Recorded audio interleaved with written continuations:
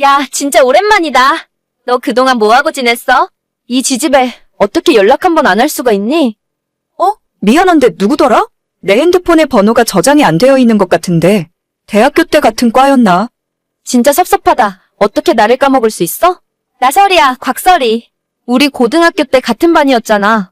아, 그 곽설이? 그래, 진짜 오랜만이다. 그동안 잘 지냈고? 그럼 나야 잘 지냈지. 너는 어떻게 지냈어? 결혼은 했고? 난 작년 가을에 결혼해서 지금 한참 신혼이야. 근데 정말 의외다. 너한테 연락이 올 줄은 몰랐어.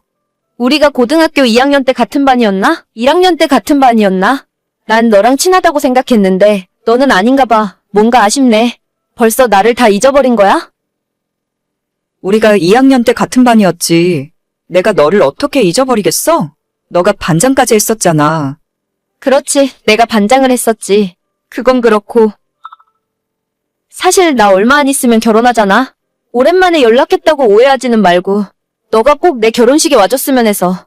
아, 결혼하는구나? 그래, 알겠어. 초대해줘서 고마워. 고맙긴. 고등학교 동창들 오랜만에 볼 수 있어서 기대된다. 아무튼 내가 조만간 다시 연락할게. 그래, 알겠어. 이 친구에게 결혼식 초대를 받고 난 뒤 저는 한동안 손발이 덜덜 떨렸습니다. 고등학교를 졸업한 지는 벌써 10년도 넘게 지났지만 저는 단 한 번도 이 친구의 이름을 잊고 살아본 적이 없어요.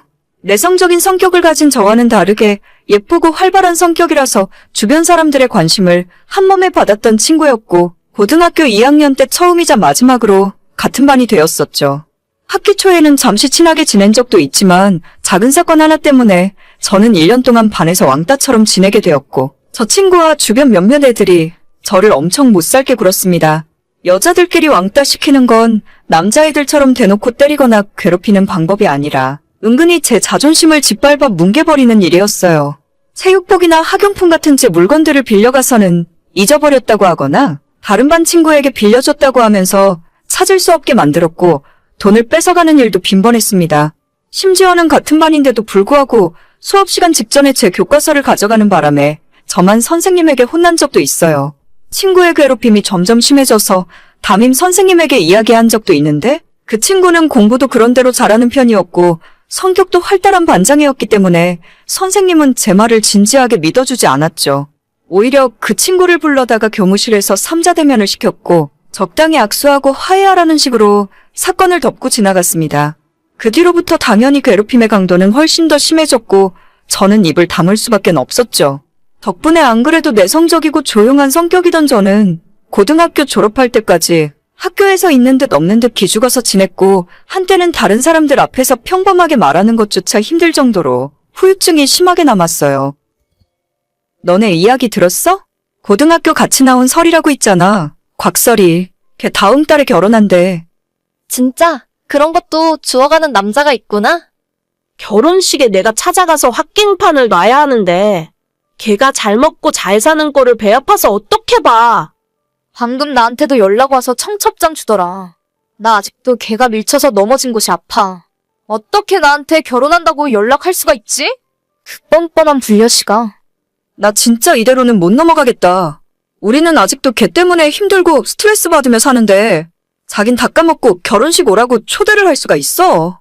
나 그 결혼식 갈 거야. 가서 뒤집어 놔야 직성이 풀릴 것 같아. 야, 그럼 우리 이렇게 한번 해볼까?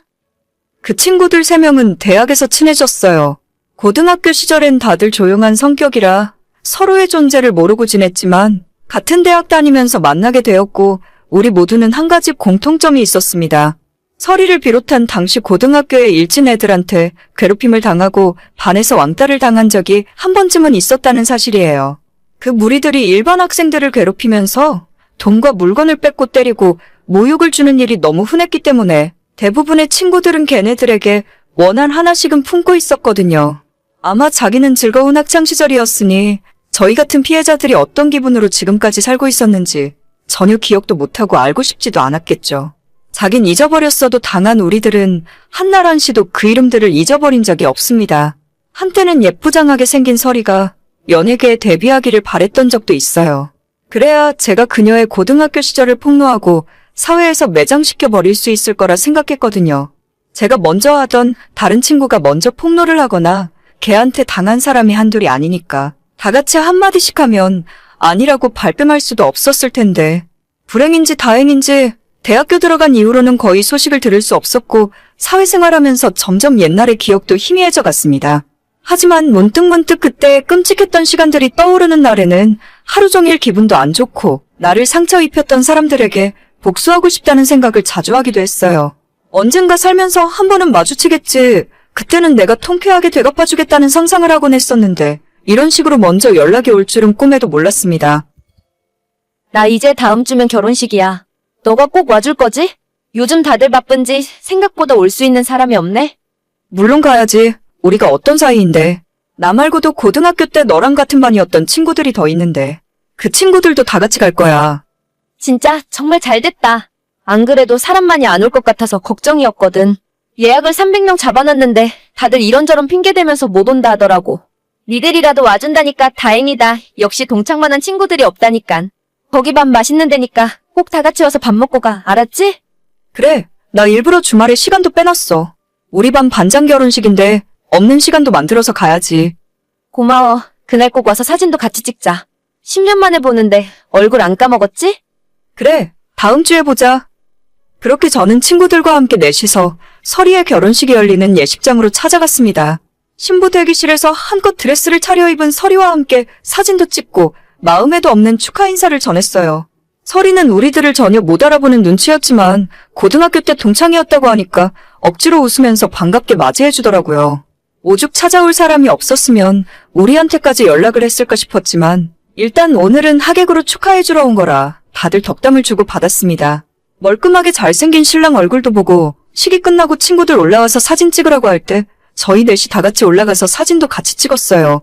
피로 현장에서 밥까지 야무지게 먹고 나름대로 즐거운 하루를 보냈습니다. 딱 한 가지 저희가 계획했던 복수는 전날부터 미리 준비해간 축의금 봉투를 동창인 서리에게 준 것이 아니라 신랑 쪽으로 제출했습니다. 그 안에는 저희가 주는 축의금 5만 원과 며칠 전부터 정성 들여 쓴 편지가 들어있었죠. 반드시 신랑 혹은 신랑 측 부모님에게 전달해달라는 메모를 적어두었고 그 효과가 나타났는지 하루 만에 다시 친구에게서 연락이 오더라고요. 야, 너희들 진짜 미쳤어? 너네 내 결혼식에 뭐하러 온 거야? 너가 청첩장을 보냈으니까 갔지. 왜? 내가 준 축의금의 액수가 적었니? 너 어떻게 나한테 그럴 수가 있어? 우리 친구 아니었어? 친구, 우리가 한 번도 친구였던 적이 있나? 너가 나한테 뺏어간 돈만 30만 원은 되겠다. 혹시 축의금이 모자라면 내가 고등학교 때 미리 줬다고 생각해. 내가 너한테 돈 좀 빌린 것 때문에 이러는 거야? 아무튼 너희들 그거 장난이라고 빨리 이야기 좀 해줘. 시부모님들이 이혼하라고 난리야. 시아버님 되실 분이 교육감 선거에도 나가신 분인데 너가 이러면 내가 뭐가 되니? 장난은 무슨 장난? 너는 처음부터 끝까지 계속 장난이라고 하더라? 돈을 뺏은 것도 장난이고 애들 때린 것도 너한테는 전부 장난이지? 걔네들은 아직도 그때 생각만 하면 자다가도 벌떡벌떡 일어나. 마음 같아서는 결혼식장에서 깽판 치고 싶었는데 어르신들 봐서 참은 거야. 앞으로는 우리가 연락할 일 없을 거고 인생 착하게 살아라. 저희 네 사람이 신랑 측에 전달한 축의금 봉투 안에는 고등학교 시절 서리가 저희에게 했던 수많은 악행들이 빼곡하게 적혀 있었습니다. 혹시나 믿지 않을까봐 같은 학교를 나왔다는 졸업증명서까지 출력해서 넣었고 우리가 어떻게 폭행을 당했고 얼마나 많은 금품을 갈취당했는지 기억나는 대로 상세하게 적었어요. 모범생인 척 뒤로 호박씩 가면서 술과 담배를 하고 옆 학교 남자애들 만나서 놀던 이야기까지. 서리는 기억하지도 못할 과거의 모든 사실들을 다 고발하는 내용의 편지였죠. 친구들 중 한 명이 옛날 이메일을 뒤져서 그 시절을 증명할 수 있는 사진들을 찾아냈고 그 사진들까지 다 출력해서 편지에 넣었습니다. 저희는 전혀 모르고 있었지만 신랑 측 부모 두 분 모두 교육자 출신 집안이었고 그 편지를 받아보시고는 집안 망신이라며 당장 결혼은 없던 일로 하자고 호통을 치셨다네요. 교육감 선거에 또 나가실 생각인 것 같은데 집안에 학교폭력 전과가 있는 며느리가 들어오면 참 볼만하겠구나 싶더라고요. 결국 제 친구는 신혼여행 비행기도 타보지 못하고 이혼하게 되었습니다. 정확하게 이야기하자면 혼인신고조차도 하지 못했으니 파혼이라 하는 게 맞는 말이겠죠? 그 뒤로도 몇 번 더 서리에게 연락이 왔었지만 전부 답장하지 않았어요. 결혼식에 갔던 친구들 모두 그녀를 차단했고 앞으로 어떤 연락도 받을 생각이 없습니다. 아무리 그래도 10년 전 일로 파혼까지 시킨 건 너무한 거 아니냐고 하실 수도 있는데, 저희는 지난 10년 동안 발 뻗고 편하게 살지 못했어요. 같은 반 친구를 때리고 괴롭혔던 그 친구는 지금까지 아무 죄책감 없이 편하게 살다가 본인이 했던 행동을 다 잊어버리고 뻔뻔하게 연락했다는 게 너무 화가 납니다. 차라리 청첩장을 주기 전에 본인 잘못을 뉘우치고 진심으로 미안하다는 연락을 먼저 했더라면 지난 과거를 다 용서해 줄 수는 없더라도 결혼은 축하해 줄 수 있었을 거예요. 하지만 뻔뻔하게 웃으며 우린 친했잖아. 같은 소리를 어떻게 할 수 있는지 모르겠어요. 죄를 지었으면 벌을 받아야 하고 10년이 아니라 20년이 지난 상황이더라도 저는 절대 그 이름 석자를 잊지 않고 있었을 거예요. 아직도 TV에 뉴스를 보다가 중학생, 고등학생 친구들 사이에 서로 괴롭히고 차마 입에 담을 수조차 없는 나쁜 짓을 저지르는 친구들을 보면 제 학창시절이 떠오르면서 괴로워요. 그런 사람들은 모두 언젠간 반드시 벌을 받았으면 좋겠고 피해자가 괴로워하고 가해자가 행복하게 잘 사는 일이 없었으면 좋겠어요. 전 제가 저지른 일에 전혀 후회 없고 똑같은 상황이 주어진다고 해도 한 번 더 복수할 거예요. 기억해. 내가 평생 너 지켜보고 있을 거야.